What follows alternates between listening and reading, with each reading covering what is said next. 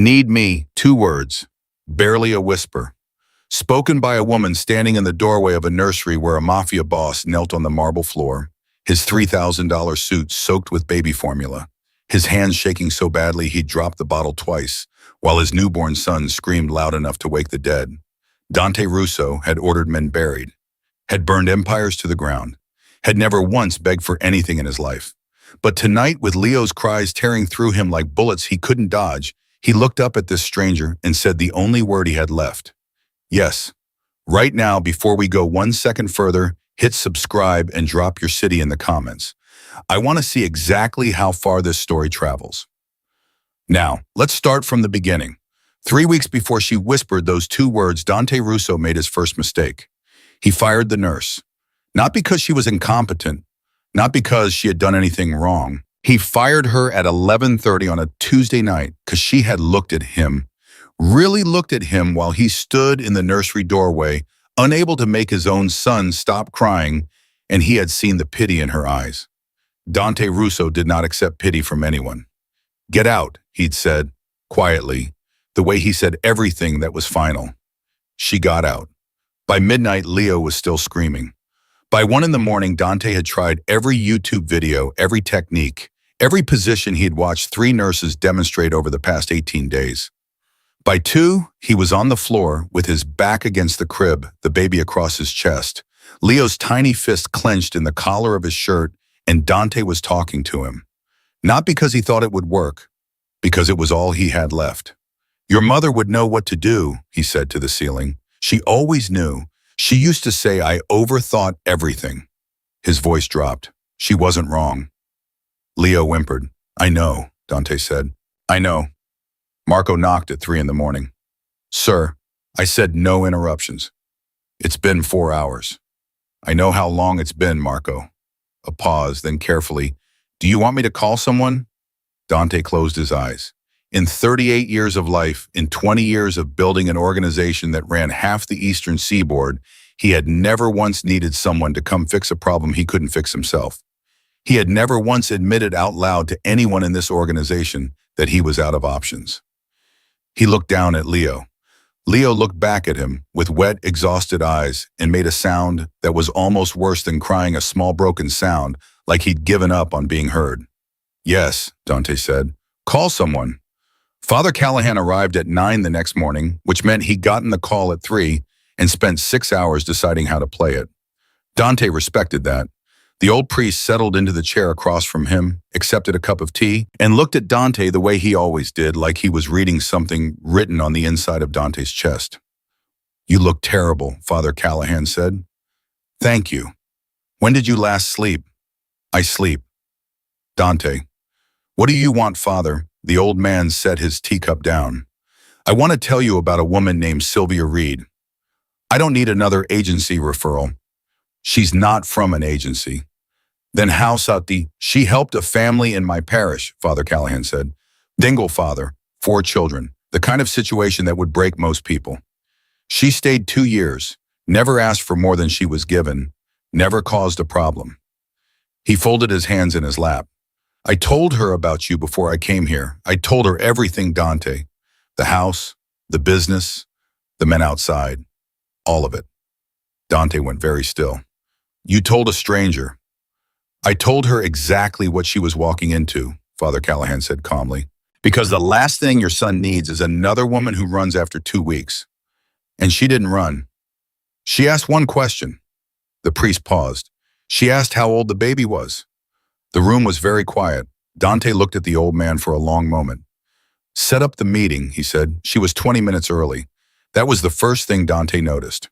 Every person who came to this house for the first time arrived either exactly on time, performing their composure, or slightly late because they'd been sitting outside working up the nerve.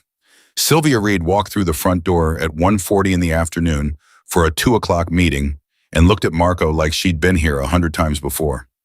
You must be Marco, she said. Marco, who had stared down men with guns without blinking, blinked. How did you know? Father Callahan described you. She glanced around the entrance hall once quickly, and then her attention came back to Marco and stayed there. Where's Leo? Mr. Russo would like to. I heard the baby when I came up the drive, Sylvia said. He's been crying for a while. That's not a hunger cry, that's pain. Can I see him first? Marco looked at her for 3 full seconds. Then he took her upstairs. Dante was already in the nursery doorway when they got there.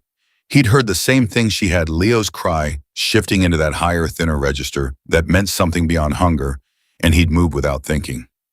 He stopped when he saw her walk straight past him. She didn't introduce herself. She didn't acknowledge him. She went directly to the crib, leaned over the railing, and looked at Leo with a focus so complete that the rest of the room ceased to exist for her. "Hey," she said softly to the baby. "Hey, I see you. I've got you." Leo's cry hiccuped. She reached in slowly, no sudden movements, and picked him up with the kind of certainty that doesn't come from training alone. It comes from having done it so many times that the body just knows. One hand under his head, other hand supporting his weight. She turned him, slightly pressed him against her chest at a specific angle, and began moving in a slow, deliberate rhythm. Leo's cry wound down like a clock running out of tension. Not silent, but less. Manageable. Almost. Dante was gripping the doorframe without realizing it. "His formula," Sylvia said without turning around. "What brand?" "We've tried 4, Dante said. His voice came out rougher than he intended.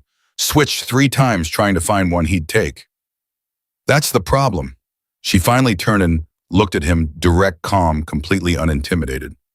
"Every switch disrupts his gut bacteria and makes the inflammation worse. He doesn't need a new formula. He needs the last one consistently, at the right temperature, at the right angle for 2 weeks without changing anything." She paused. "Has anyone been holding him upright for 30 minutes after each feeding?" "Silence. The night nurses sit with him for 10, Marco said from the doorway. Something crossed Sylvia's face, not judgment exactly, more like a doctor recognizing a preventable injury. "That's why he's in pain," she said simply. Dante stared at her. 3 pediatricians, he said. "Specialists, people I pay a great deal of money to." "They're treating colic," Sylvia said. "They're not living in this house at 3 in the morning." She looked back down at Leo, who was making small, exhausted sounds against her shoulder.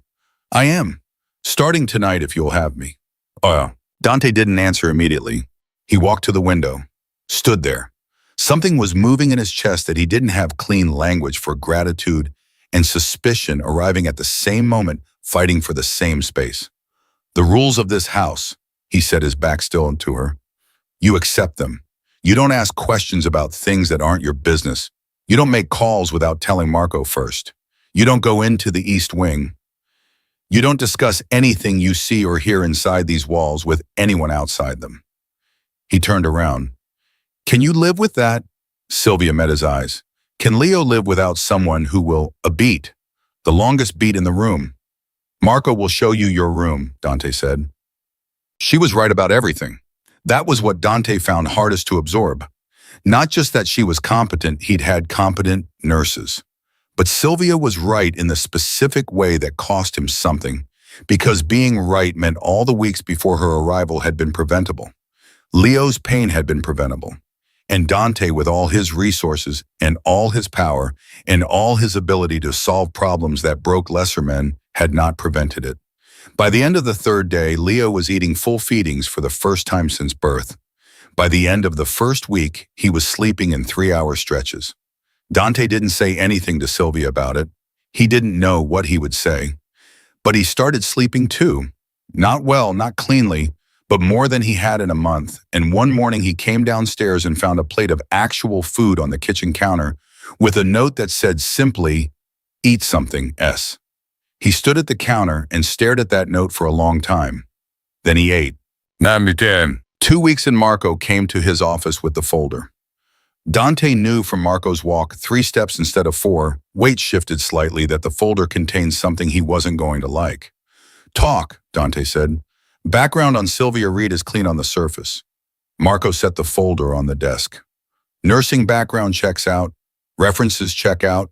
3 prior positions with private families, all confirmed. The bud is coming." 14 months, Marco said. 3 years ago, no address, no employment, no financial activity whatsoever. He paused. Not reduced activity, 0. Dante looked at the folder. didn't touch it. People fall off the grid. People fall off the grid, Marco agreed. Indeed. But clean no trace at all. That's not falling off. That's being erased. He met Dante's eyes. Someone with resources did that for her, sir. Or she did it herself, which means she knows how. The office was completely silent. Does she know we're looking? Dante said. No. Keep it that way. His fingers moved to the folder, opened it.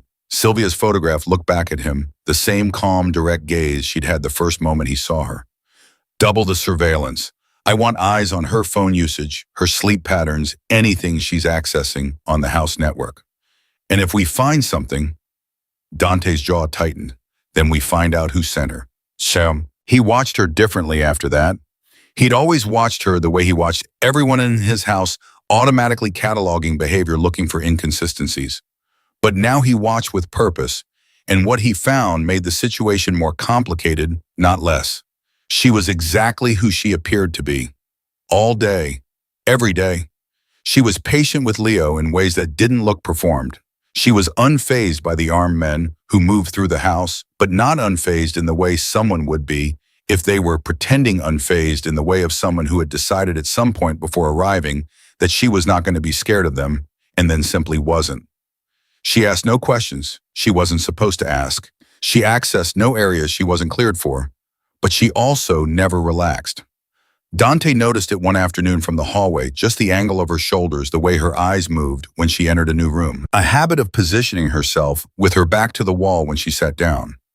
Operational habits. He didn't say anything, but he stopped sleeping as easily as he had before. She found him in the kitchen again at 4 a.m, same chair, different night. You're not on a feeding schedule right now, he said without looking up. Leo's been sleeping. I know, Sylvia said. She went to the cabinet and took down 2 mugs. I wasn't sleeping either. Why? A pause, just long enough to be noticeable. The house feels different tonight, she said. Can't explain it.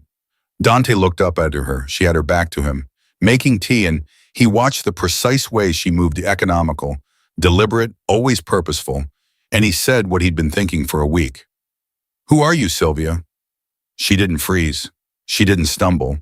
She poured the water and turned around and looked at him with those steady, unreadable eyes.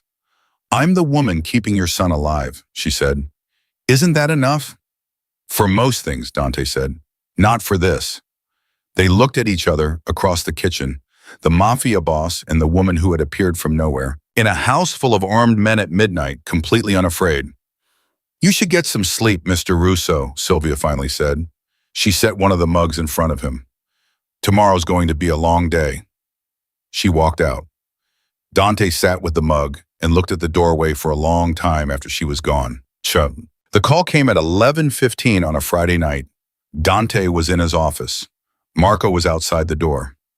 The number on the screen was one he had not seen in 8 months, one that had no name attached to it in his phone because it didn't need one. He knew it the way he knew the sound of a safety clicking off in a dark room. He answered, Falcone.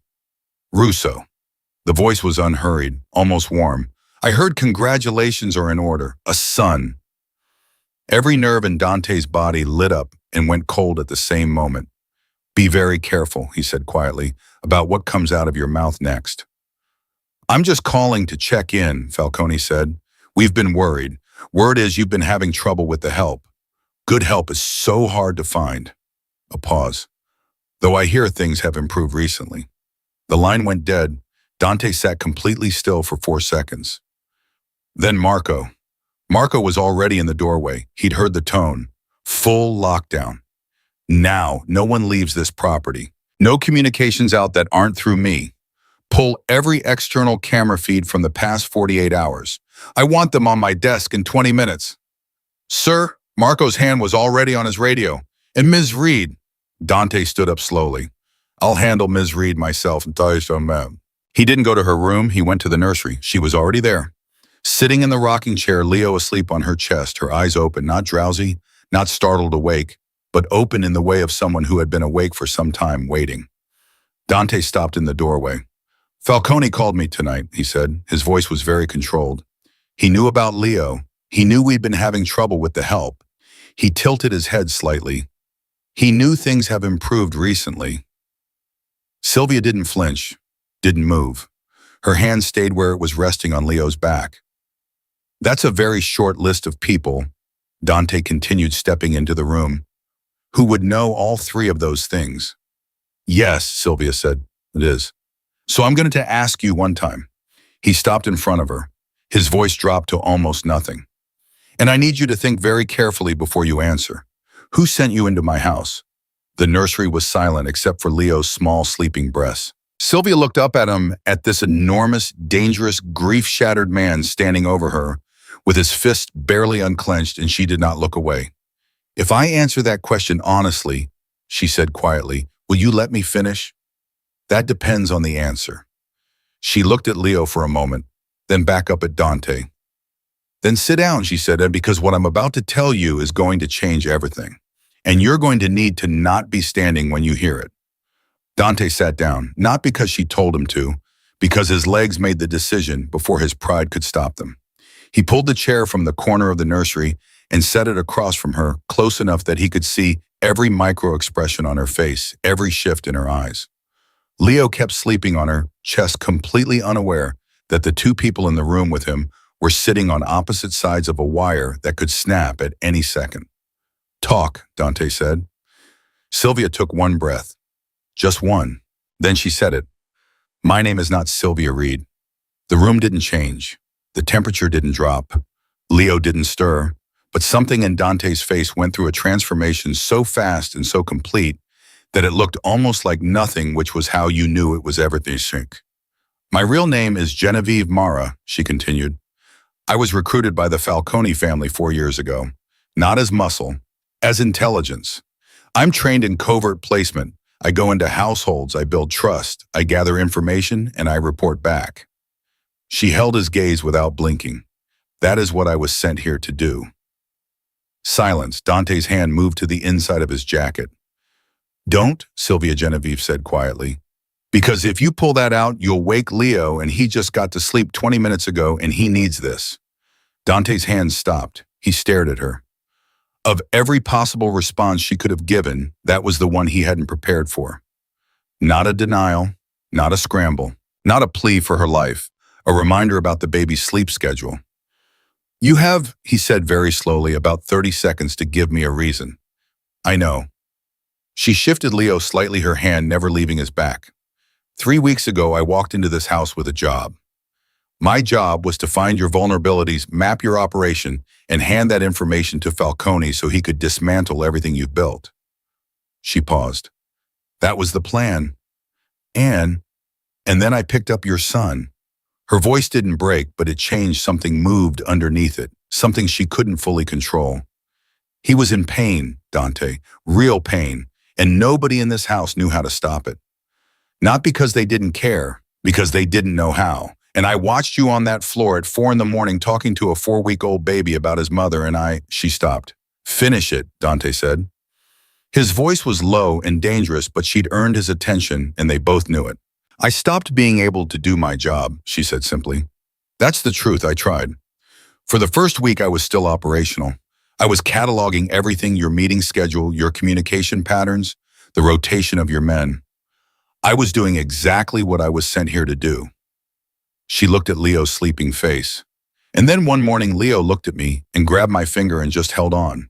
And I thought about what happens to him if Falcone succeeds. What happens to a 4-week-old baby when his father's empire gets dismantled? She looked back up at Dante, and I couldn't do it anymore. The silence stretched out like a held breath. Why are you telling me this now? Dante said. Because Falcone called you tonight. Her voice sharpened. Which means he's done waiting, which means he's going to move without me, with or without what I've gathered, which means you have a very short window before he comes at you directly, and you need to know everything I know about how he plans to do it.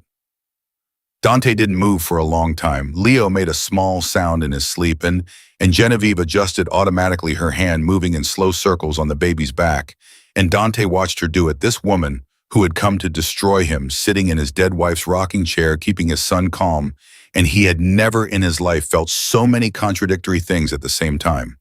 If I call Marco in here right now, Dante said, And I tell him what you just told me, you understand what happens. Yes. And you told me anyway. Yes. Why? She met his eyes. Because I'm better at this than Falcone knows, she said. And because the only way out of this situation for me, for you, and for him, she glanced down at Leo, is if we're honest with each other right now, tonight, before he makes his move. Another silence. Longer this time. Then Dante leaned forward, put his elbows on his knees and said, "What does Falcone have?" And Genevieve started talking. She talked for 40 minutes. She told him everything: the layout of Falcone's intelligence network, the names of the two men Falcone had inside Dante's organization, the timeline Falcone was working with, the specific vulnerabilities he'd been targeting. She told him where the gaps were, where the leaks were, how Falcone had known about Elena's death before the announcement, how long the operation had been in planning. Dante listened without interrupting. He was still, completely dangerously still, the kind of stillness that came right before enormous action. He was cataloging everything she said, cross-referencing it with things he already knew, and she could see the moment he found the pieces that confirmed she was telling the truth, a slight change in his breathing, a jaw muscle tightening. When she finished, he stood up. "Two names you gave me," he said. "I need to verify them." "I know. If they don't check out, they'll check out." He looked at her for a long moment. "Stay in this room," he said. "Don't touch your phone. Don't speak to anyone." He moved to the door, then stopped. "If you're running a secondary play right now, Genevieve, and this is all part of it, then Leo loses the only person in this house who knows how to keep his reflux under control," she said steadily. "And you already know how that ends." Dante walked out. The door clicked shut.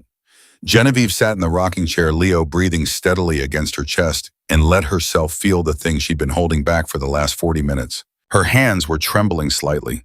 She pressed them flat against Leo's back until they stopped. She had either just saved her own life or signed her death warrant. She honestly wasn't sure which. It took Marco 45 minutes to verify the first name. Dante stood in the hallway outside the office with his arms crossed while Marco worked, and he did not pace because he never paced. But he was aware of every second passing in a way that felt physical. Marco appeared in the doorway at 12:58. "De Santos," he said, just the name. But his face said the rest. Dante closed his eyes for 1 second. De Santos had been with him for 9 years, had stood at his wedding, had held Leo the day after he was born. "And the second," Dante said, still checking.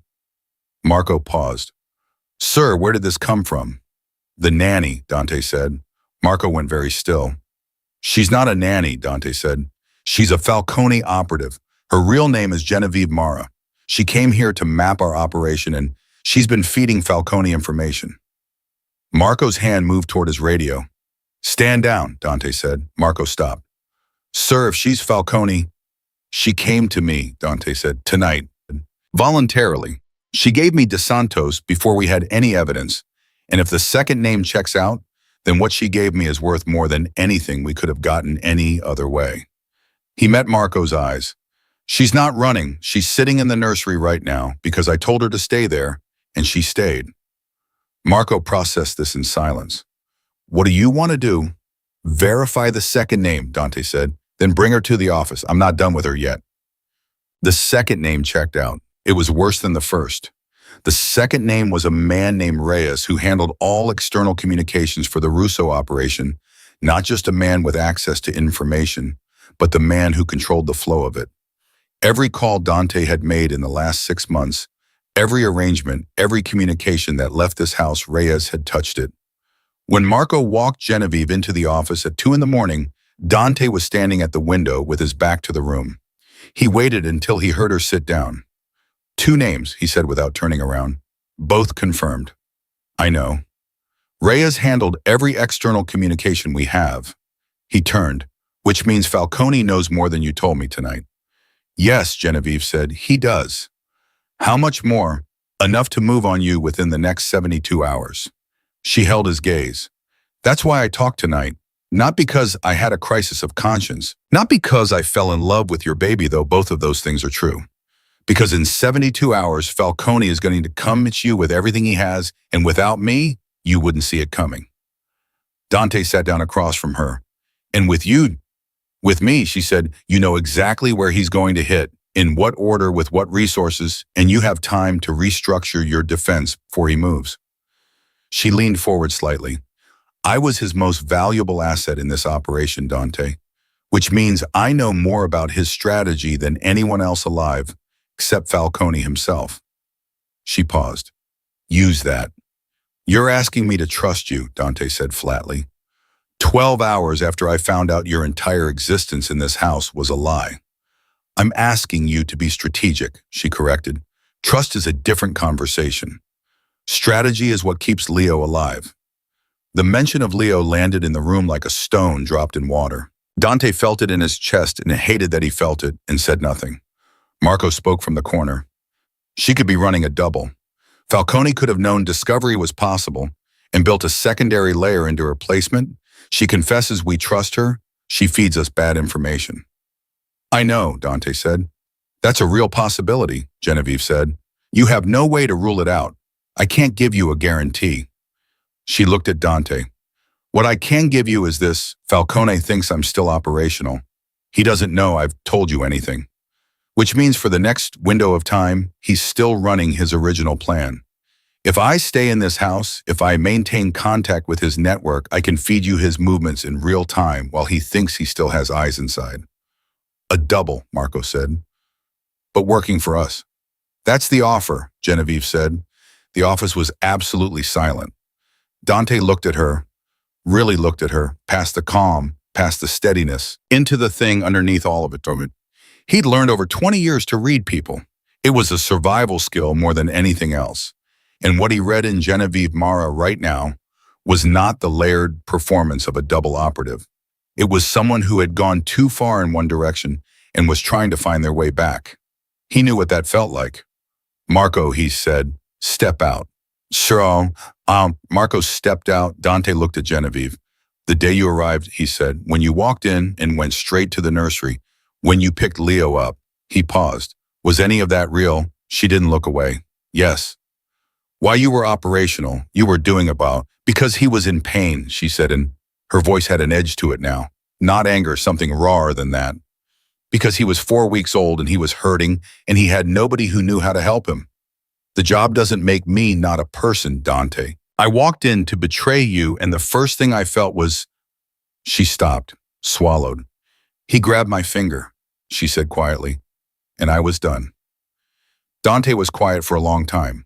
If I do this, he said, if I bring you inside, fully inside, and we use your access to run Falcone into the ground, what happens to you when it's over?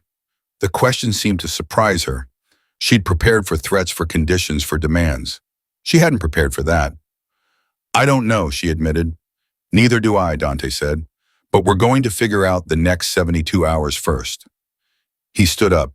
You keep your cover. You maintain contact with Falcone's network. You tell me everything in real time as it comes in. You do not make a single decision without clearing it with me first. He looked at her. And you keep taking care of Leo. Something in her face shifted, a small, involuntary movement. Yes, she said. Get some sleep, Dante said. Tomorrow starts early. She stood. Moved toward the door. Stopped. Dante. She said his name like she'd been practicing not saying it. I'm sorry for walking in here the way I did. I know that doesn't fix anything. He didn't answer immediately. Go to sleep, Genevieve, he said. She left. Dante stood alone in the office and pressed his fists against the desk and breathed. De Santos, 9 years, his wedding, holding Leo in the hospital corridor. He picked up his phone and called the one number he never had to think twice about dialing.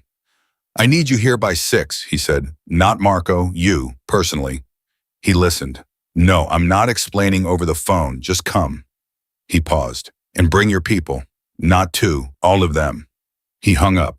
Somewhere upstairs, Leo made a small sound, shifting in his sleep, not quite waking. Dante heard it through the monitor on the desk and stood there listening until it went quiet again. The next 72 hours were going to determine whether his son grew up inside an empire or inside the wreckage of one. He wasn't going to let it be the wreckage. At 4:15 in the morning, one of the surveillance monitors on Marco's desk lit up. The feed was from the driveway camera, a motion trigger. A vehicle lights off, moving slowly past the outer gate. No plates visible. It slowed, stopped for exactly 4 seconds, then continued on. Marco noted the timestamp and said nothing to Dante. He pulled the feed from the next camera, the one positioned to catch what most people didn't know was there. The vehicle stopped again further down the road. A window went down. Something small was passed between the car and a figure on the roadside, a figure in a gray sweater standing on the edge of the property line. The figure walked back toward the house. Marco sat very still in the dark, staring at the monitor. Then he reached for his phone, held it, set it back down. He looked at the screen for another long moment, at the timestamp, at the gray sweater, at the thing that had just been passed between a Falcone vehicle and the woman Dante Russo had just decided to trust. He closed the footage window, opened a fresh one, and started from the beginning, looking for everything he might have missed. Marco didn't sleep. He sat in front of that monitor until 5:40 in the morning, rewinding the same 47 seconds of footage over and over, looking for something, anything that might change what he was seeing. A different angle, a different reading. Some version of events where the woman in the gray sweater was not standing at the property line at 4 in the morning, passing something through the window of a vehicle with no plates. He didn't find a different reading. What he found on the 6th review was something worse. The timestamp on the footage was 4:17. Dante had dismissed him from the office at 2:09, which meant that somewhere in the 2 hours between Genevieve telling Dante everything and Dante telling her to get some sleep, she had made contact with Falcone's people. Marco sat back in his chair and thought about what that meant. It meant one of two things. Either she had given Dante genuine intelligence, while simultaneously running the secondary play Marco had warned about, feeding Falcone information about what Dante now knew, adjusting the operation in real time, using Dante's decision to trust her as the weapon itself. Or it meant something more complicated, something Marco wasn't sure he had the full picture for yet. He pulled out his phone, held it for a long time. Then he put it back in his pocket and went to find Dante himself. Dante was already awake. Of course he was. He was in the kitchen with black coffee and the baby monitor and the particular expression of a man who had been running scenarios in his head all night and hadn't liked any of them. He looked up when Marco walked in, read his face in approximately 1 second, and set the coffee down. "Tell me," he said. Marco told him. He described the footage precisely, without editorializing, without conclusion. Just the timestamp, the vehicle, the gray sweater, the exchange. He laid it out the way he'd been trained to lay things out, facts first, interpretation after. When he finished, Dante didn't speak for almost a full minute. 4:17, Dante finally said. "Yes. That's 2 hours after she told me everything." "Yes." Dante stood up from the table and walked to the window. He stood there with his back to Marco and his hands loose at his sides, which Marco knew was not relaxation, but its opposite. Dante's hands went loose when he was making a decision that required every part of his brain and none of his emotion. "She knew the camera was there," Dante said. Marco paused. "Sir, that camera is not on any schematic of this property. It's not on any security map that's ever left this house. It's not visible from the road, and it's not visible from the driveway." He turned around. "The only people who know that camera exists are you, me, and the 2 men who installed it." He held Marco's eyes. "She walked to exactly the right spot to be in frame." The kitchen was completely silent. "She wanted you to see it," Marco said slowly. "She wanted someone to see it," Dante said. "She wasn't sure who would check the feeds, but she knew someone would, and she knew that footage would come to me." He moved back to the table. "What was passed through the window?" "I can't tell from the angle. Small enough to fit in one hand." "A device," Dante said, "or a document." He paused. "Or both. If she's feeding Falcone, then she's the most sophisticated double operative I've ever encountered, and she's running a play so intricate that her telling me about it is part of it." Dante picked up his coffee. "Or she made a drop that she wanted me to know about, because what she handed them is something she wants me to know. She handed them." Marco stared at him. "You think she's controlling what Falcone knows?" "I think she said she was going to maintain contact with his network and that every move would be cleared through me."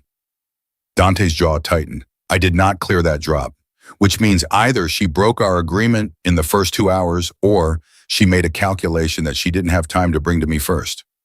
He set the coffee down. "I need to know which one." How, Che?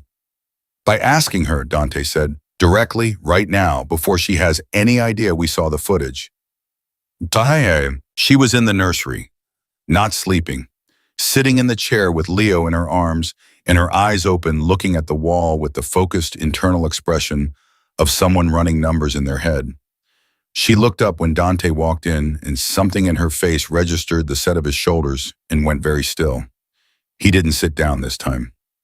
417 this morning, he said, at property line, north camera.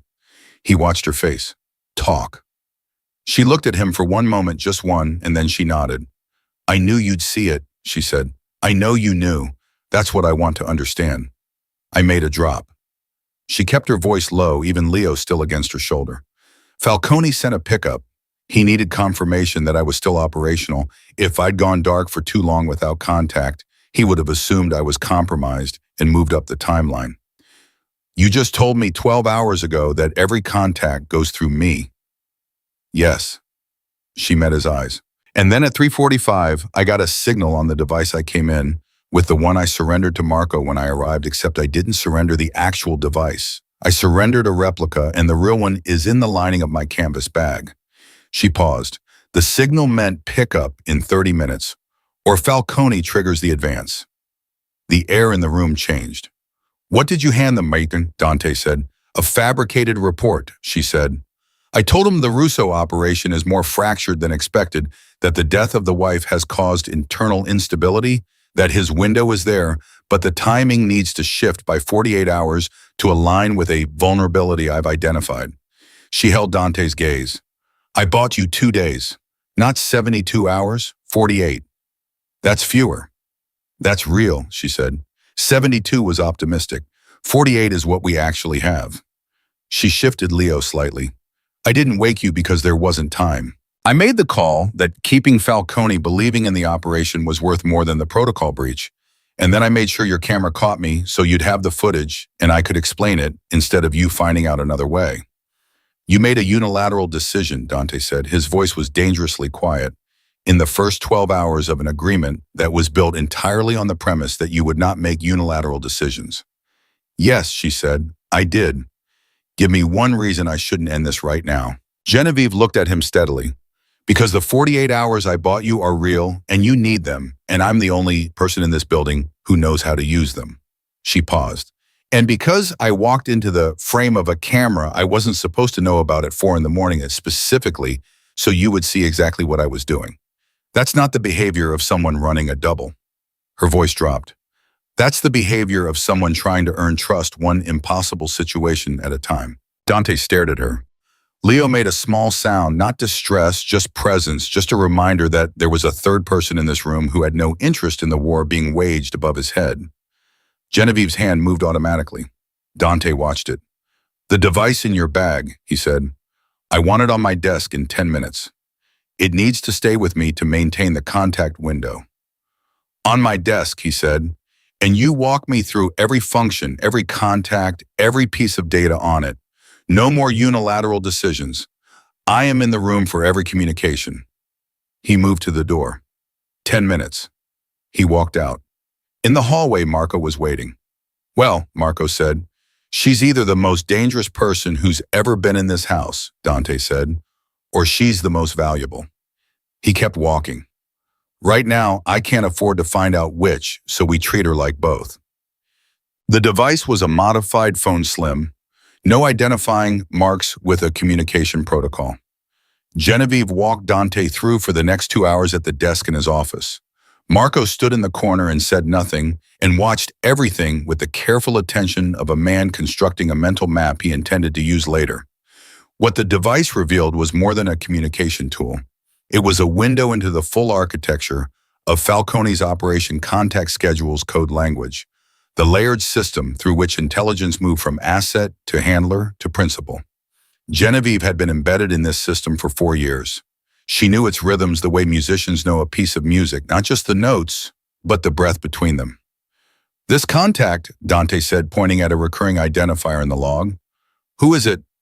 My handler, Genevieve said. His name is Sal Benedetti. He's been Falcone's operational director for 6 years. Dante looked at Marco. Marco went white. What? Dante said. Sal Benedetti, Marco said carefully, is the man who performed Elena's prenatal care coordination. He's the one who recommended the hospital. The room went absolutely airless. Dante didn't move. He sat at the desk with his hands flat on the surface and his face doing nothing, and Marco watched him with the particular alertness of a man who knew that what happened in the next 10 seconds would determine the temperature of everything that followed. Say that again, Dante said, very quietly. Elena's doctors were vetted through an external coordinator, Marco said. That coordinator was Sal Benedetti. I didn't know the name connected to Falcone. He came to us through a medical referral network. That Falcone controls, Genevieve said. Her voice was careful, precise. I didn't know about Elena. I need you to understand that. Benedetti compartmentalizes. I only knew my own operation. But you knew Benedetti answers to Falcone, Dante said. Yes. And Benedetti placed Elena's medical team. I didn't know that until this moment, Genevieve said. Dante, don't. The word came out like a door slamming. He stood up from the desk and walked to the far side of the room and stood there with his back to both of them, and Marco and Genevieve exchanged a look that needed no words. Elena's death had not been a complication. It had been a move. The silence lasted a long time. When Dante turned around, his face had gone to that place Marco recognized and feared, the place beyond anger, beyond grief, where everything became very cold and very focused and very final. We're not waiting 48 hours, he said. Dante, Genevieve said carefully. If you move before, we are not waiting 48 hours, he said again. We are ending this, all of it. Falcone, Benedetti, everything. He looked at Genevieve. You said you know his operation better than anyone except Falcone himself. Yes. And then tell me where he's vulnerable. Not in 48 hours. Now, tonight. Where does Falcone keep what matters most to him? Genevieve looked at him for a long moment, at the grief wearing the mask of strategy, at the father underneath the boss, and she made a decision. His son, she said. Marcus Falcone, 26 years old. No involvement in the operation, lives in a brownstone in Carroll Gardens. He is the only person on earth that Falcone would stop everything for. She paused. He's not a target, but he's leverage. I'm not touching a civilian, Dante said immediately. I'm not suggesting you touch him, Genevieve said. I'm suggesting you make Falcone believe you're about to. There's a difference, she leaned forward. Falcone thinks he controls the timeline. The moment he believes Leo is in your arms, he'll be tempted to move early. But the moment he believes his son is in your orbit, and I can make him believe that he doesn't move at all, he picks up the phone. And when he picks up the phone, Dante said, then we're not fighting a war, Genevieve said. We're having a conversation, and conversations can be won without anyone else dying. Dante stared at her. You want to negotiate. I want to survive, she said, and I want Leo to grow up with a father. She held his gaze. Let me contact Benedetti, right now from this room with you listening to every word. I tell him I found something significant in the Russo operation, something worth a direct conversation with Falcone. I don't specify. I create urgency, and you use the window it opens. What if Falcone doesn't call? Marco said. He'll call, Genevieve said, because I've never asked for a direct line before. In 4 years, I have never escalated above Benedetti. If I do it now, Falcone will want to know why. That curiosity is our door. She looked at Dante. Give me the word. The seconds moved like something thick and slow. Do it, Dante said. Try. The call to Benedetti lasted 4 minutes. Genevieve sat at Dante's desk with the modified phone in her hand and her voice completely level, not too urgent, not too casual, the exact calibration of someone who had learned to perform composure the way other people breathe. Dante sat across from her with his eyes on her face the entire time. Marco stood at the door. She told Benedetti she'd found a structural vulnerability in the Russo operation that changed the value calculation significantly. She said she needed Falcone to hear it directly from her before the advance was authorized. She said the word irreversible once deliberately because she knew Benedetti would key on it. She hung up. 40 minutes, she said, maybe less. He'll push it up the chain immediately. And if Falcone decides to advance instead of call, Marco said, then we have a different problem, Genevieve said. She looked at Dante. But he won't. Falcone didn't get where he is by moving when he's uncertain. He'll want the information first. Dante nodded. Marco, get everyone in position. I want this building locked down at a level nobody outside these walls can detect. Quiet and complete. If Falcone has eyes on us, I don't want him seeing anything that looks like preparation. Understood. Marco moved to the door, then stopped. He turned back. He looked at Genevieve with the expression of a man who had spent the night building a case and was still not sure of the verdict. The footage, he said to her, you walked into the frame deliberately. Yes, she said, because you wanted us to catch you. Because I wanted Dante to know, she said. There's a difference. Is there, Marco? Dante's voice was quiet but final. Marco left. The office was very still. He doesn't trust me, Genevieve said. He's not supposed to, Dante said. That's his job. He looked at the phone on the desk between them. For what it's worth, I told him to treat you like you're both dangerous and valuable. It's the most honest framework I have right now. Something moved through her face. That's fair, she said. When this is over, Dante said, when Falcone is handled and the operation is restructured and Leo is safe, I'm going to need to understand all of it. Everything you did in those first weeks, everything you reported, everything you held back. I know.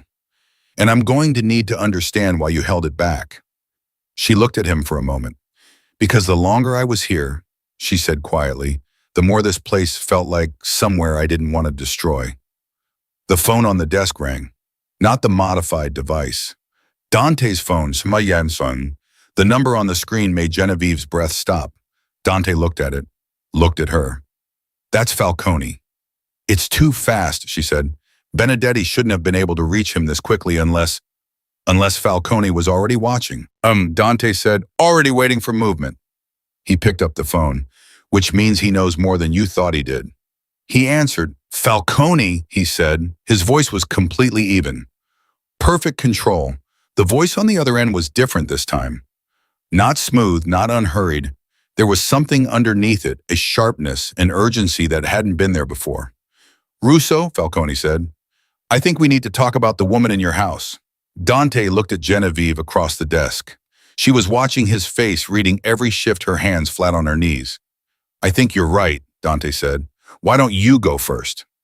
She came to you, Besam, Falcone said. It wasn't a question. My asset, she turned. Your asset, Dante said. Interesting way to refer to a person. Don't be sentimental. I want her back.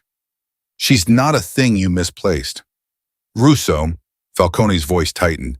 You don't understand what she is, what she knows, what she's capable of. You think she came to your side because she developed feelings for your baby. That's what she wants you to think. Dante's eyes stayed on Genevieve. Tell me what I should think. She's been burned before, Falcone said. 2 years ago, an operation that went wrong. She made a decision that cost lives, and she has spent every day since trying to make it mean something. She doesn't have loyalty, Russo. She has guilt. And guilt is the most dangerous currency in this business because it can be spent by anyone who knows the right price. Silence. What are you offering? Dante said. A clean line, Falcone said. You return her to me. I pull back everything I have positioned around your estate right now, and yes, I have people there more than your security has found, and we go back to a Cold War. No advance, no escalation. Your operation intact. Your son safe. And if I say no, then I stop being patient, Falcone said. And patience is the only thing that's been keeping this civil. The call went quiet for a moment, just the sound of two men breathing on opposite ends of a line, both calculating, both knowing the other was calculating. I'll call you back, Dante said. You have 1 hour, Falcone said. After that, the patience runs out. The line went dead. Dante set the phone down slowly. Genevieve was looking at him with an expression he couldn't fully read. Not fear exactly, but something close to it. Something that had come from hearing her name in Falcone's mouth. He told you I can't be trusted, she said. He told me guilt is your currency, Dante said. He told me you made a decision 2 years ago that cost lives. He held her eyes. Is that true? Her jaw tightened. Yes. Tell me. She closed her eyes for 1 second. Just one. There was an operation before this one. A family in Chicago. I was placed the same way. And I started to turn the same way. She opened her eyes. Falcone found out before I could get anyone out. He used me to finish the placement anyway. The family had people inside who were sheltering witnesses from a federal case. Those witnesses, she stopped. He told me if I didn't complete the show, he'd burn everything I had outside the organization. People I cared about. So I completed it. The office was very, very quiet. People died, Dante said. Yes. Because you told Falcone where they were. Yes. Her voice was steady, but there was nothing underneath it now. No performance, no strategy, just the flat, clear weight of something she'd been carrying for 2 years. I have tried every day since then to find a way to undo it. I can't. So I do the next thing. I find the next situation where I can push it in a different direction. She looked at him. This is that situation. Dante stood up from the desk and walked across the room and stopped with his back to her, again facing the window, and she let him stand there because she understood he needed a moment to hold what she'd just told him, alongside everything else. Falcone has people on the property, he said finally. More than Marco found. Yes, she said. I know where they are. He turned. Of course you do. All 4 positions, she said. I can give them to Marco right now. Dante looked at her. And in exchange, she shook her head. No exchange, that's not what this is. She stood up. I'm done trading. I'm done calculating. I am telling you because your son is in this building and Falcone has armed men outside it, and the only thing that matters right now is Leo. Her voice broke on the name just slightly, just enough. Everything else we can figure out after he's safe. Dante looked at her for a long time. Then he went to the door and called for Marco. She's going to give you 4 positions, he said, quietly. Go. Marco looked between them, took the information Genevieve gave him in under a minute, left at a pace that was faster than his usual walk and slower than a run, because running inside this house meant something had already gone wrong. Dante came back into the office. Falcone gave me an hour, he said. He lied, Genevieve said. He never waits the full time he offers. He gives you a deadline and then he moves at the 30-minute mark because he knows the other person is still thinking. She looked at the clock. We have 22 minutes, maybe less. Then we don't call him back, Dante said. We make him come to us on our terms. He looked at her. Can you get Benedetti on the line right now? Yes. Not a message, a live call. Yes. Then here's what you're going to say. He told her. She listened without interrupting, and as he spoke, something in her expression shifted from the weight of everything she'd confessed to something sharper and more present, the expression of someone who had been in the dark for a longer time and had just been handed a light. That'll work, she said when he finished. That'll actually work. I know, Dante said. You're not what I expected, she said. Just that. No explanation. No, Dante said. Neither are you. He nodded at the phone. Make the call. She picked it up. And 18 minutes before Falcone's deadline expired, before his men could move into position, before the advance that had been building for months could begin, Genevieve Mara made the call that flipped the board completely. Somewhere outside in the dark, Marco and his men moved toward 4 positions that the enemy had believed were invisible. And upstairs in the nursery, Leo slept unaware that the war being fought around him had just changed shape entirely. The call to Benedetti lasted 6 minutes. Dante listened to every word from across the desk, his eyes on Genevieve's face, reading the calibration of her voice the way a man reads a map in unfamiliar territory, looking for the places where the road might give out. She was precise, controlled. She told Benedetti that she had discovered something inside the Russo operation that changed everything. Not a vulnerability, she said, but an asset. Something Falcone had been looking for 3 years. Something that would make the advance unnecessary and the negotiation inevitable. She used the word Elena. Dante went completely still. Benedetti's voice on the other end shifted. She'd keyed on something, hit a nerve that ran deeper than she'd shown Dante. She kept her voice level and said she needed Falcone to hear this directly, not through channels, not filtered, because the moment it traveled through anyone else, it would lose the thing that made it dangerous. She hung up. What about Elena? Dante said. His voice was very quiet. Benedetti has been trying to access Elena's estate documentation for 8 months, Genevieve said. Her family had holdings outside the country properties accounts, things that didn't transfer cleanly at her death. Falcone wants them. He's believed for months that the documentation is somewhere in this house. She held Dante's gaze. It's not a lie. I found the file in your study 3 days after I arrived. The air went out of the room. You found Elena's estate file, Dante said. It was misfiled behind your insurance documents. I wasn't looking for it. I was looking for Leo's birth certificate for the pediatrician records. She didn't look away. I didn't report it to Benedetti. That was the first thing I withheld. Why bueno? Because it felt like hers, Genevieve said simply. It felt like something that shouldn't be handed to people like Falcone. She paused.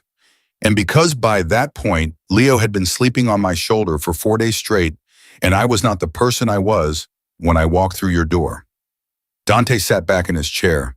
The grief moved through his face again, not the sharp, immediate kind, but the deeper kind, the kind that had settled into his bones and lived there now. You've been protecting her file, he said. Yes, from the people who may have arranged her death. Genevieve's jaw tightened. Yes. He looked at the ceiling for a moment. Something in his chest was moving that he didn't have clean words for gratitude and pain arriving together again, the way they always did now when anything touched Elena. Benedetti will go to Falcone immediately, he said, pulling himself back. He already has, Genevieve said, which buys us the window. Falcone won't advance while he thinks there's something bigger on the table. How long? Long enough for Marco to clear the 4 positions. She glanced at the clock. After that, it depends on whether Falcone calls back or decides the risk of waiting is higher than the reward. She looked at him steadily. He'll call back. As if on cue, Dante's phone rang. Not Falcone's number. A different one that Dante recognized with a jolt that straightened his spine before he'd made a conscious decision to move. He answered. Talk. The voice on the other end was one of his outer perimeter men, a young soldier named Carter, who had been with the organization for 2 years and who communicated in the clipped, compressed language of someone trained to deliver bad news fast. Sir, the north position has been cleared. 1 man, no identification. He's talking. What's he saying? He says Falcone moved the timeline up before the Benedetti call went out. The advance was already authorized. Carter's voice dropped half a register. Sir, he's saying there's a second team. Not on the perimeter. Already inside. Dante was on his feet before Carter finished the sentence. Where, he said. He doesn't know the exact location.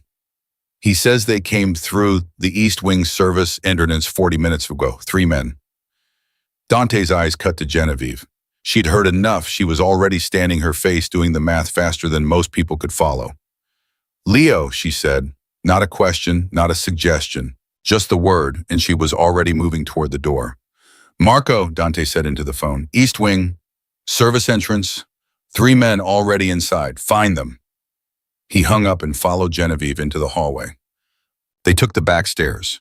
Not because it was faster, it wasn't, but because the back stairs were the route least likely to be anticipated by people who had studied this house from the outside. Genevieve led. Dante registered that she knew exactly which stairs to take without hesitation and filed it away for a later conversation that they would either have or not have depending on the next 10 minutes. The nursery was on the 3rd floor east corridor, which was the worst possible location given that the second team had come through the East Wing service entrance. Dante understood this with a clarity that had nothing to do with strategy and everything to do with the specific physical terror of a parent who has done the geometry and doesn't like the answer. They heard the man before they saw him. A door, not the nursery door, the linen closet, 12 feet before it opening too carefully. The sound of someone moving with professional quiet, which is distinct from actual quiet because professionals are controlling their noise rather than naturally producing none. Dante stopped, put his hand on Genevieve's arm. They both went still. The man came out of the linen closet and turned toward the nursery and saw them at the same moment they fully saw him. He was young, mid-20s, unremarkable face, the build of someone who worked at it, and he had the specific expression of a man who had prepared for resistance, but not for this particular configuration of it. Dante moved first. It was fast and economical and did not involve a weapon, which was a choice. A loud choice would travel would announce positions, would cost them information they still needed. The man hit the wall and then the floor and stayed there, and Dante was breathing normally when he straightened up, which was the most frightening thing about him. "One," Genevieve said quietly. "Two more." "I know." He looked at the nursery door. "Check Leo." She went. He stayed in the hallway. She was back in 30 seconds. "He's fine, still sleeping."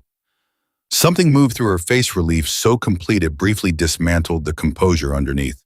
"He slept through it." "Of course he did," Dante said.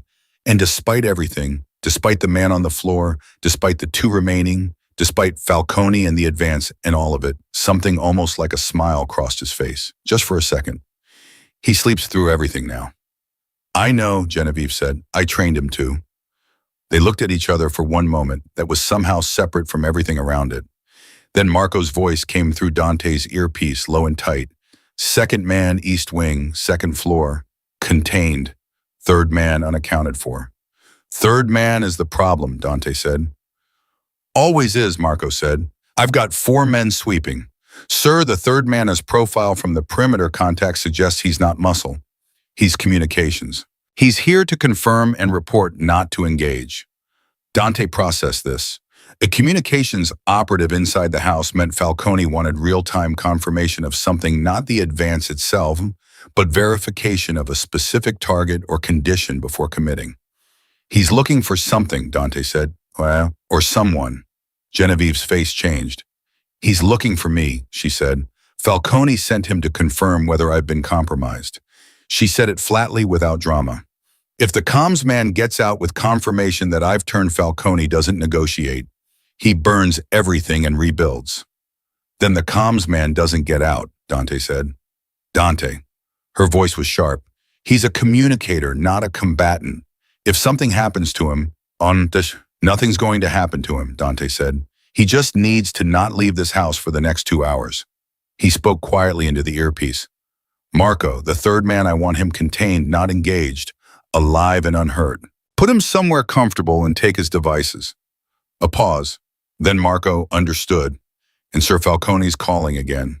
"Main line." "I'll take it in the nursery," Dante said. "Okay." Genevieve looked at him. "In the nursery?" "If he knows his comms man is inside, he knows the man is near Leo," Dante said. "I want Falcone to hear Leo in the background when I answer." He moved toward the nursery door. "It's a reminder of what this is actually about." He answered on the third ring. Leo had stirred, not quite awake, but making the small sounds of someone drifting up toward consciousness, which meant the timing was exactly right, which Dante suspected was not coincidence. Because Genevieve was standing over the crib, doing something with her hands that she told him once was a specific pressure technique that could either bring a baby up from sleep or settle them deeper, depending on the application, and she had chosen up. He would have been annoyed at the manipulation if it hadn't been exactly what he needed. "Falcone," he said. "I had 3 men inside your house," Falcone said. Not a greeting, not a preamble, just the fact laid down like a card. "Had I say," Dante said. Past tense. A silence. "You're efficient." "I had good intelligence," Dante said. He didn't specify whose. Leo made a sound, a small, clear, entirely real sound of a baby waking up, unperformed and undeniable. Dante watched Falcone process it through the silence on the line. "Your son," Falcone said. Something in his voice shifted, not softened exactly, but recalibrated. "How old now?" "Old enough," Dante said. "Falcone, I'm going to say something and I need you to hear the entirety of it before you respond." "Go ahead." "You had Elena's medical team placed through Benedetti's network," Dante said. His voice was completely controlled. This was the most controlled thing he had ever done in his life. Keep his voice level, saying those words.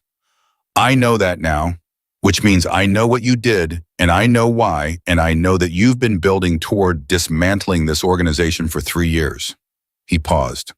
"I also know that burning me doesn't get you what you actually want, because what you actually want is the documentation. Elena's estate, the holdings, and burning me means that documentation goes to people you cannot reach, in places you cannot access, with instructions that were written before she died specifically to prevent anyone like you from ever touching it." The silence on the line was the longest one yet. "She wrote those instructions," Falcone said. Elena was smarter than either of us, Dante said. She knew what I was. She knew what that meant for the future, and she prepared for it. He let that land. The documentation is not in this house. It's not accessible by anyone who works for me.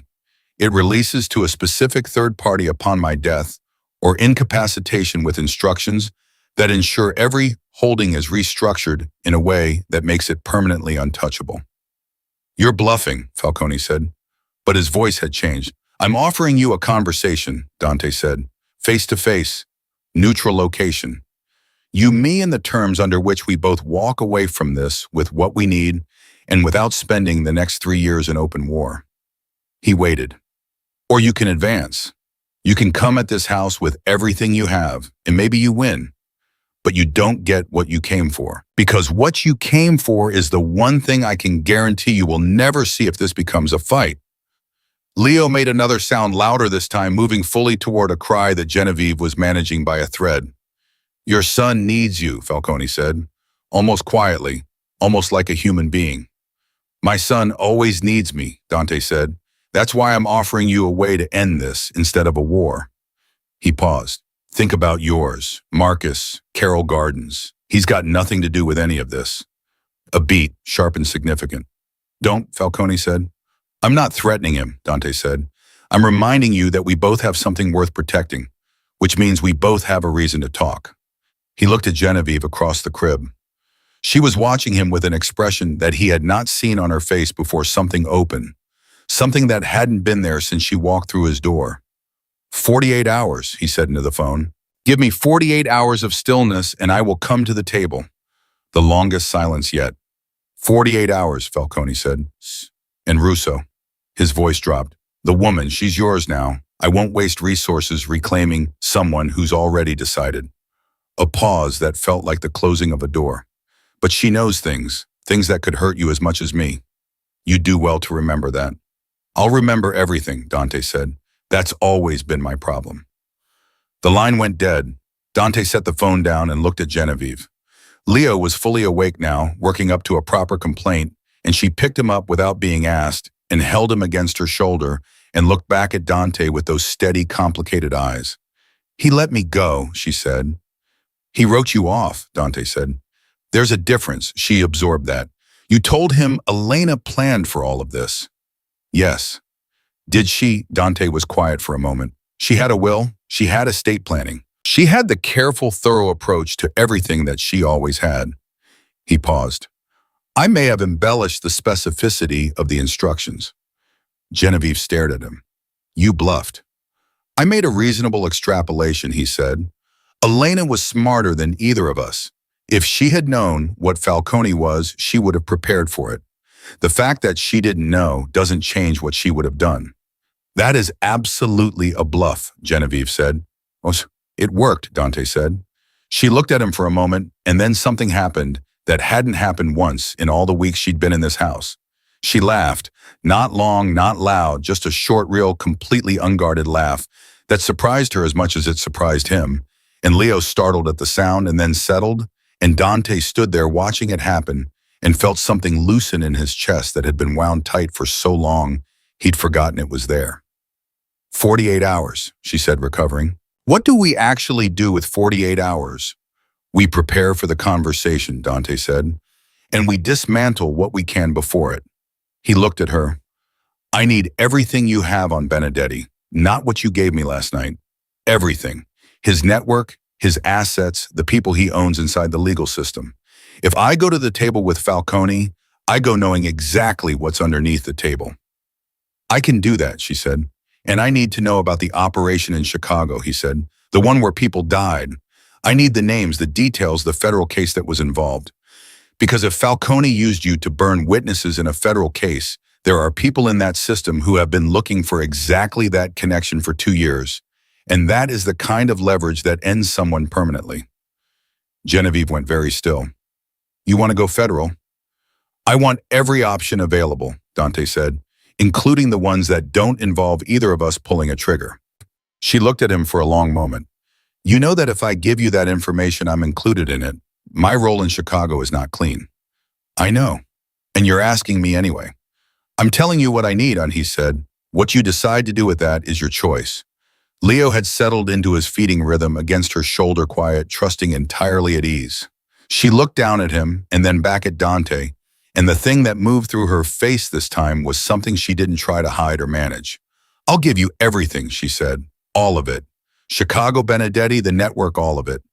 She paused. I want something in return. Name it. When this is over, when Falcone is handled and the operation is restructured and Leo is safe, I want to be something other than the person who almost destroyed this family. Her voice was quiet but completely direct. I don't know what that looks like yet. I don't know if it's possible, but I want the chance to figure it out. Dante looked at her for a long time. That depends on what over looks like, he said, and we're not there yet. I know, she said. I'm just telling you where I'm trying to go. He nodded slowly. Then keep going, he said, one problem at a time. Show. Marco appeared in the nursery doorway 40 minutes later, with the specific expression of a man who had been outside managing a crisis and had returned to find the situation more complicated than when he'd left, which was becoming a pattern he was not entirely comfortable with. 3 men contained, he said. No casualties. Devices secured. He looked at Genevieve briefly, then back at Dante. Falcone's perimeter has pulled back. We've confirmed 4 vehicles leaving the outer area in the last 20 minutes. He's holding to the 48 hours, Dante said. Apparently. Marco's jaw moved. Sir, DeSantos is asking to speak to you. The name landed in the room like something dropped from a height. Where is he? Dante said. We have him in the East Wing holding room. He's been there since 3 this morning. Marco paused. He knows we know. He's not denying it. Dante was quiet for a moment. 9 years. His wedding. Leo in the hospital corridor. I'll come down, he said. He looked at Genevieve. Stay here with Leo. Dante. She said his name in the tone that meant she was about to say something he might not want to hear. Whatever DeSantos tells you, whatever he says about why, about how long, about what he gave them, you need to hear all of it before you decide anything. I always hear all of it, Dante said. I know, she said. I'm saying hear it like someone who needs the information, not like someone who already knows the ending. He looked at her steadily. 9 years, Genevieve. I know, she said softly. I'm sorry. He left. DeSantos was sitting in the chair with his hands on the table and his eyes already on the door when Dante walked in. He was a man in his mid-40s with the kind of face that had always looked honest, open, warm, the face of someone you instinctively wanted to trust. Dante had trusted it for 9 years. He stood across the table from it now and felt the distance between those two facts like something physical. How long? Dante said. 14 months, DeSantos said. No preamble, no defense. They came to me after Elena died. They said, he stopped, swallowed. They said they had information about the hospital, about what happened. Dante went very still. They told me it wasn't random, DeSantos said. The complication. They said it was arranged, and they said if I didn't cooperate, they'd make sure it could never be proven. His voice broke slightly. I loved Elena. I swear to God, Dante. I loved her like... What did you give them? Dante said. Flat. Final. Meeting schedules. Communication routes. The security rotation. DeSantos' eyes were wet. I told myself it was small enough, that it wouldn't... The security rotation, Dante repeated. You gave them the rotation. He thought about that for exactly 3 seconds. The night Agnes left. The hole in the perimeter between 2 and 4 in the morning. He looked at DeSantos. That was your schedule. They knew it because you gave it to them, Amishem. DeSantos closed his eyes. They were going to come that night, Dante said. Before the nanny arrived. There was a window and they had it and they didn't use it. He paused. Why didn't they use it? DeSantos shook his head. I don't know. They pulled back. Benedetti told me the timeline had shifted. Dante thought about Genevieve arriving 2 days later, about the way she'd positioned herself between Leo and every door in every room she'd been in since the first morning, about the drop at 4:17 and the camera she'd walked into deliberately. She hadn't just withheld Elena's estate file, she had delayed the advance, from inside Falcone's own operation, before she'd confessed anything to Dante. before Leo had grabbed her finger, before any of it. He stood very still in that room with DeSantos looking at him, and he understood fully, completely for the first time what Genevieve Mara had actually been doing inside his house from the very beginning. He walked out without another word. He went back to the nursery. She was in the rocking chair. Leo was asleep again, finally fed and clean, and completely untroubled by the world.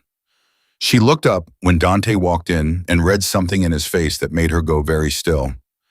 "The advance was supposed to happen 3 days before you arrived," Dante said. "DeSantos gave them a window. They didn't use it." He stopped in the middle of the room. "You delayed it." Genevieve didn't answer immediately. "You delayed the advance before you ever walked through my door," he said. "Before Leo grabbed your finger.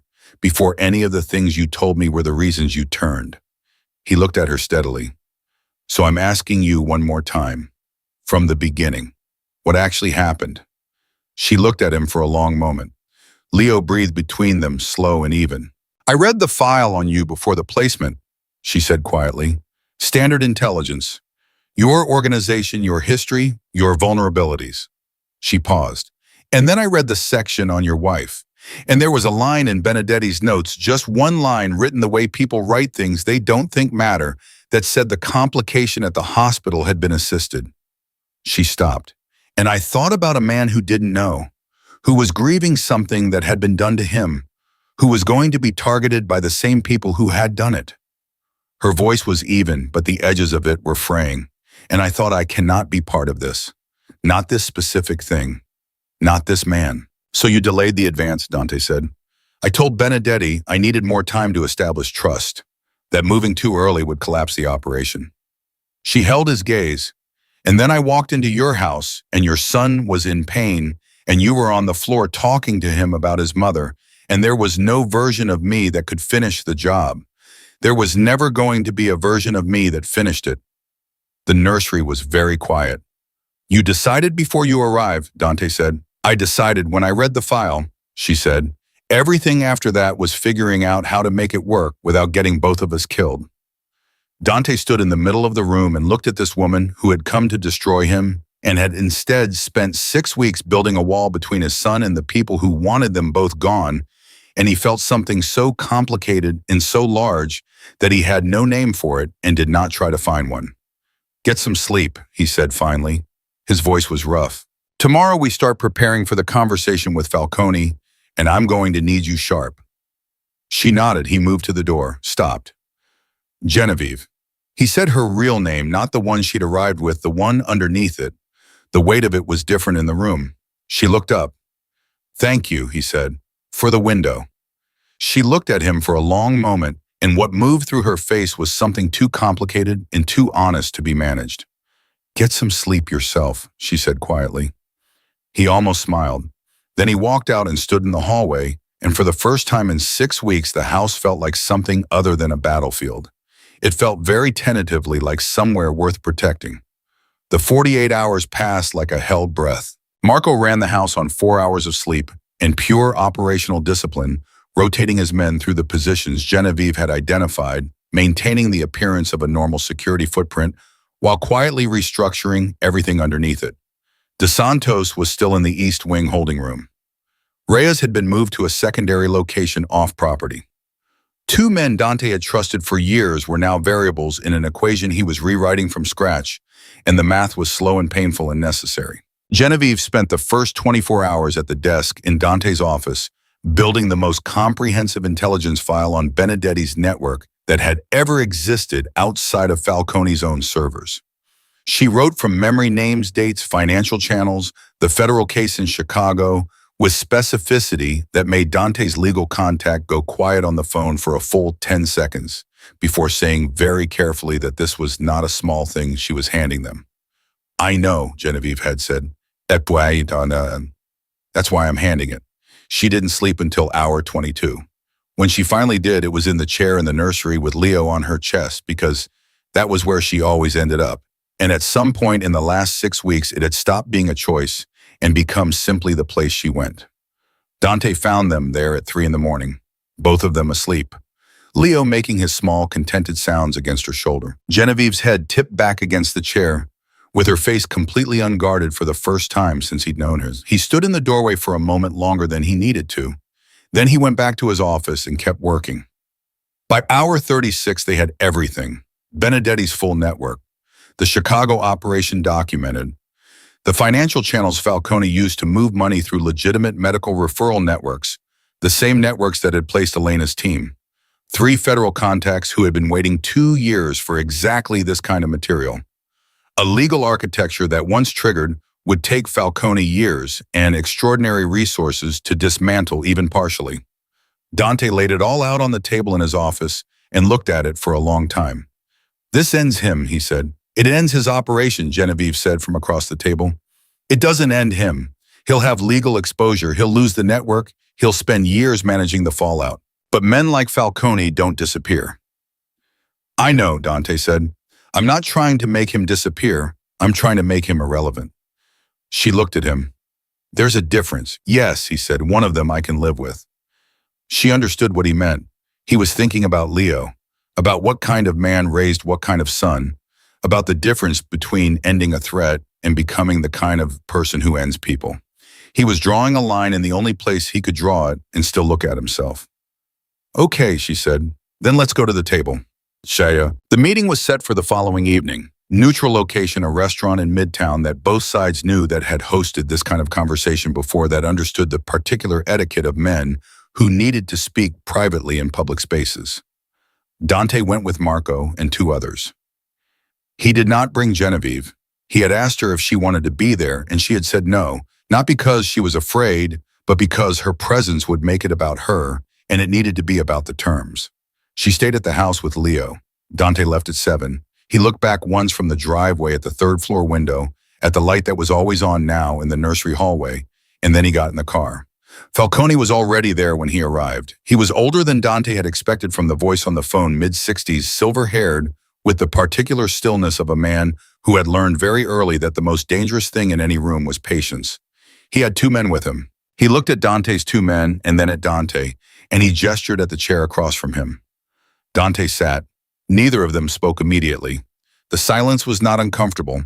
It was the silence of 2 people who understood exactly where they were and what it meant, who had both said the most important things already and were now here to formalize them. Falcone spoke first. "Your son," he said. "How is he, Brian?" "He's well," Dante said. "He's eating, he's sleeping." He held Falcone's eyes. "He's being taken care of." Falcone nodded once slowly. "I didn't know about Elena," he said. "I want to be clear about that. Benedetti acted within a framework I authorized, but beyond the specific instructions I gave." "What happened to your wife that was not something I ordered?"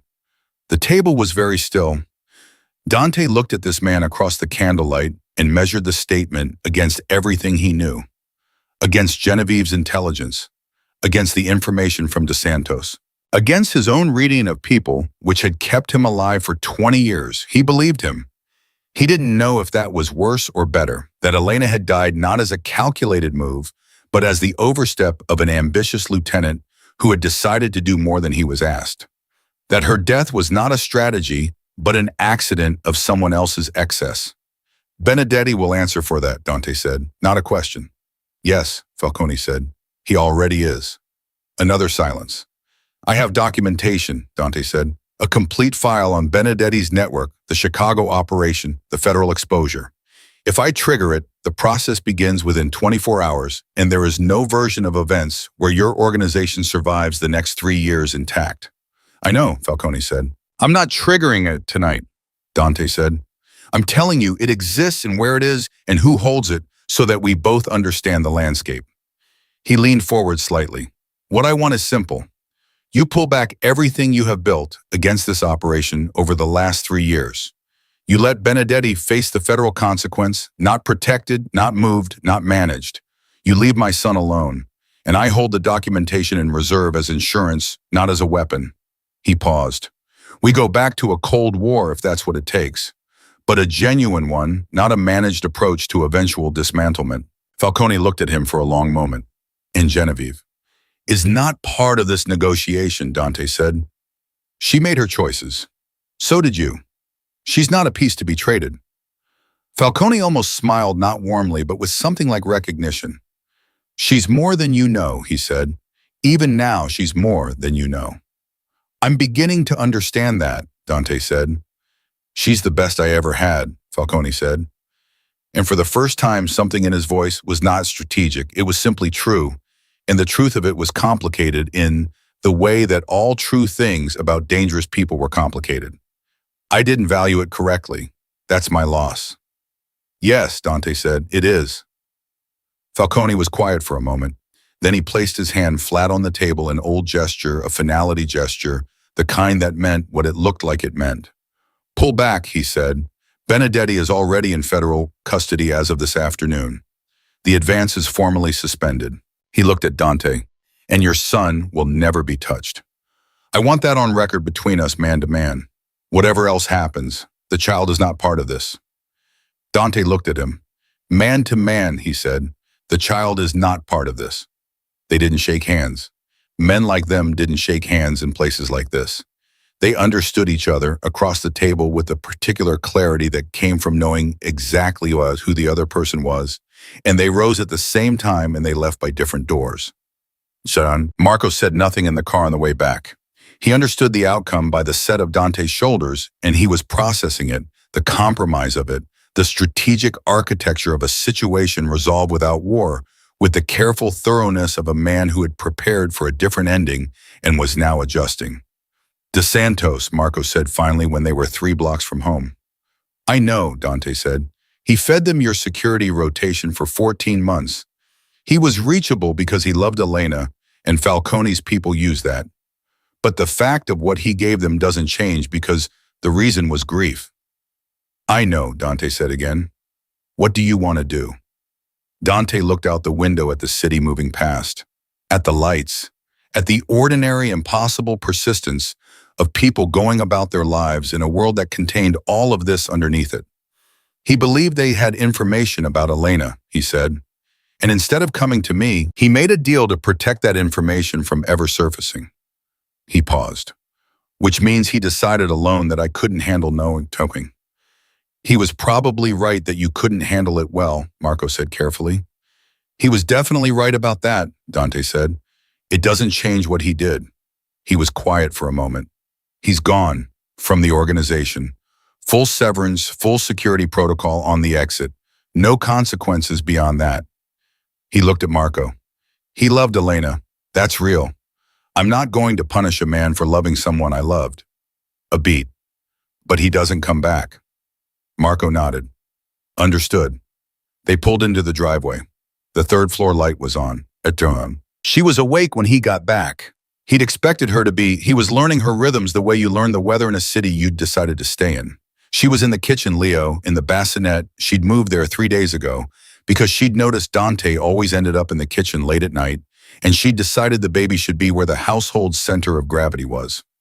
Dante sat down. She put coffee in front of him without being asked. Falcone, he said. I know it went, she said. Tell me how.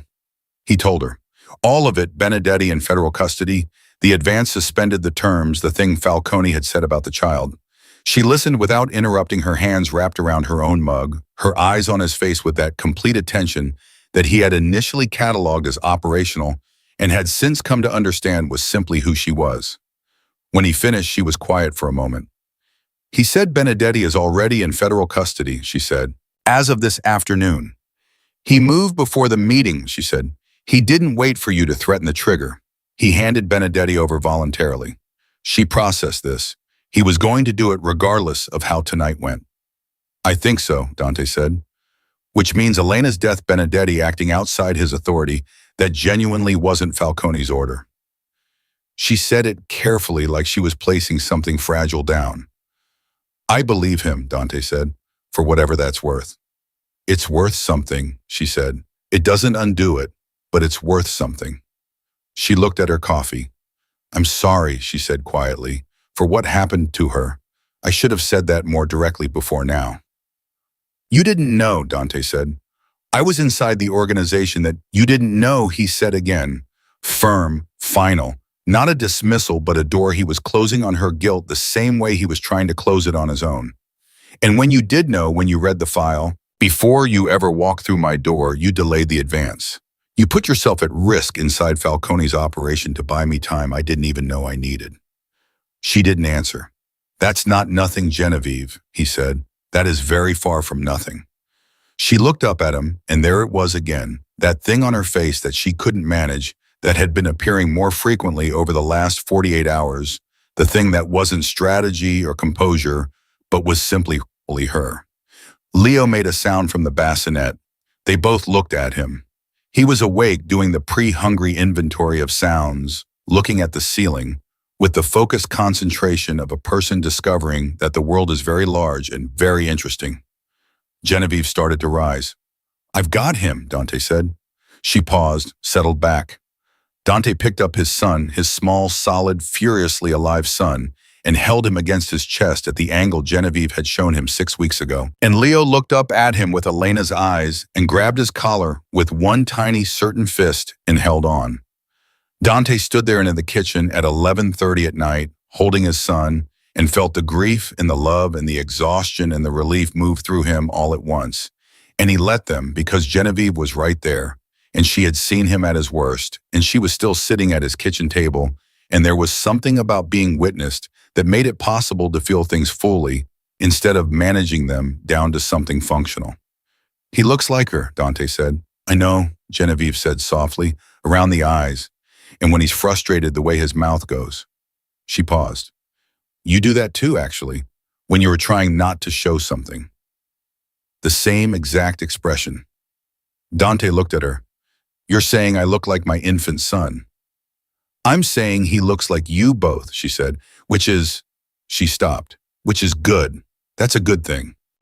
He looked down at Leo. Yeah, he said, it is. Yeah. 3 weeks later, Father Callahan came back. He arrived on a Wednesday morning with his tea and his particular calm and settled into the chair across from Dante, the same way he always did. And he looked at the house around him, at the slight shift in its temperature, the way the kitchen smelled like actual food, the sound of Leo somewhere above them, making the happy exploratory sounds of a baby who had figured out his hands, and he nodded slowly like something had been confirmed. You look different, he said to Dante. I sleep now, Dante said. More than that. The old priest studied him. The woman. Father Callahan said it carefully like he was placing a card. Sylvia Reed. Her name is Genevieve, Dante said. Genevieve Mara. A pause to Mars. I see. She came here to dismantle my operation, Dante said. She was a Falcone asset. She's been running intelligence operations for 4 years. He said it plainly the way he said things he had already made peace with. Father Callahan was quiet for a moment. And now she's here, Dante said. She's staying. That's what's been decided. By whom? Both of us, Dante said. Separately and then together. The old priest looked at him over his teacup. You trust her. I trust what she did when she had the choice to do something else, Dante said. I trust the gap between what she was sent here to do and what she actually did. That gap is real. I've examined it from every angle. He paused. Trust is built. It's not given. We're building it. And what does she want? Father Callahan asked. Dante thought about that question, about what she had said in the nursery that night. I want to be something other than the person who almost destroyed this family. About the way she'd looked when she said it. About everything that had come before and after it. She wants to be useful, he said, in a direction that doesn't cost people things. He paused. She wants Leo to be okay. I think that one is the most real. He looked at the old priest. And I think she wants to find out if she can be trusted. Not by me, she's not doing this for my approval. She wants to find out for herself, whether she's the person she's been or the person she can be. Father Callahan was quiet for a long moment. And you believe she can be? Dante looked out the window. I believe people are what they do when it matters, he said. And when it mattered, she put herself between my son and the people coming for him. He paused. The rest is detail. The old priest set his teacup down. I didn't know who she was when I sent her to you, he said. I want you to know that. I know, Dante said. She told me. And you don't know, Dante said. You gave me exactly what I needed. The fact that it came wrapped in something complicated doesn't change the result. He met the old man's eyes. Leo is eating. Leo is sleeping. Leo is fine. He paused. I'm fine. That's more than I could say 8 weeks ago. Father Callahan smiled, small, genuine, the smile of a man who had lived long enough to recognize grace when it arrived in unlikely packaging. You aren't you, he said. You actually are. So, that evening, Dante found Genevieve in the nursery. This was not unusual. What was unusual was that she was standing at the window instead of sitting in the chair, Leo on her shoulder, looking at something outside with an expression he hadn't seen on her before. Not tension, not calculation, but something open and almost tentative, like someone standing on the edge of something they haven't decided whether to step into. What are you looking at? He said from the doorway. Nothing, she said. Everything. She glanced at him. I've been thinking about the Chicago family. He waited. The witnesses who were burned, she said. I've been thinking about whether there's anything that can be done, whether the federal case is still active enough that testimony, real testimony, full testimony, could do something for the people left. She turned to look at him. I can't undo it, but if there's a way to make it less, she stopped. I want to try. Dante looked at her for a long moment. My legal contact is already working with the federal file, he said. I'll ask him what's possible. Thank you, she said, simply without weight. Leo turned his head toward Dante's voice the way he always did now, the small, instinctive recognition of something that meant safety. Genevieve felt it and looked down at him and then held him out toward Dante. Dante crossed the room and took his son. He stood next to her at the window. Leo between them, and the three of them were quiet together for a moment in the particular piece of a house that had been through something terrible and had come out the other side into something that was not yet fully defined, but was unmistakably real. He's going to need to know the truth, Genevieve said quietly. When he's old enough, about his mother, about what happened, about all of it. I know, Dante said. How much of it? All of it, Dante said. Everything he can carry when he's ready to carry it. He looked down at Leo. Elena would have said the same thing. She believed in telling people the truth even when it cost something. She sounds like someone I would have liked, Genevieve said. Dante was quiet for a moment. She would have seen through you in about 4 minutes, he said. And then she would have decided you were worth the trouble. He paused. She was almost always right about people. Genevieve looked at him. Almost. She married me, Dante said. Nobody's perfect. The sound she made was somewhere between a laugh and something more complicated, and Leo startled at it and then gurgled in response because he had decided over the past weeks that sounds from Genevieve were almost always interesting and worth investigating. Dante watched his son respond to her and felt the thing he had no name for, the complicated, enormous, unresolved thing, settle slightly in his chest. Not resolve, not simplify. Not just settle the way things do when they've found the shape they're going to live in for a while. He had started this with a crying baby in a house full of men who knew how to protect everything except the thing that mattered most. He had watched a woman walk through his door and refused to be afraid of any of it, and he had watched her choose over and over in the ways that counted, even when the choice cost her something. That was the thing about trust. It wasn't a decision you made once. It was a direction you kept moving in, one choice at a time, until you looked up and realized you'd gone somewhere. You hadn't planned to go somewhere better and harder and more real than the place you started. Leo reached up and grabbed Genevieve's finger with his whole fist the way he'd done from the very beginning and held on. She let him. And Dante Russo, the most feared man in New York, stood in the soft light of his son's nursery next to a woman who had come to destroy him and had instead saved everything that mattered and understood clearly, completely, without reservation, that whatever came next, he was not facing it alone. That was enough. For now, for tonight, for the first time in a very long time, it was more than enough.